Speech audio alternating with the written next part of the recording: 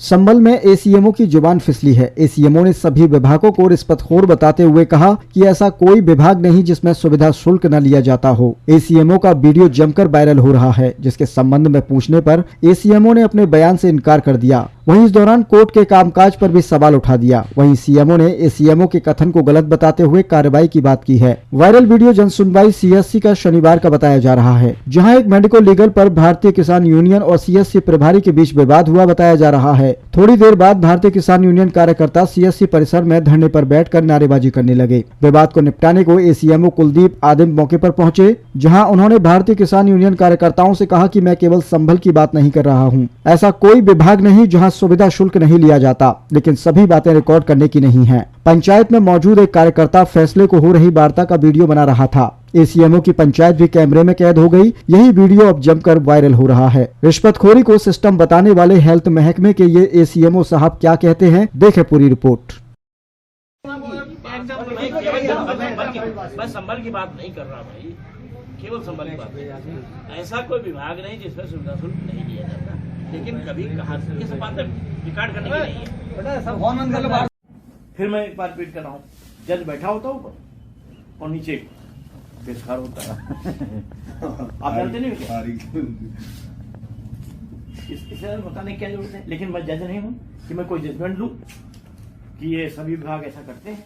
Judgement थोड़ी था मेरा, करने गए नहीं थे। आप जो क्या उनके किसानों के बीच में आप उसको क्या मानते हैं सर? आप जिस तरह से आपने कहा था, जैसे कि जो भी आपने कहा, क्या मानते हैं उसको?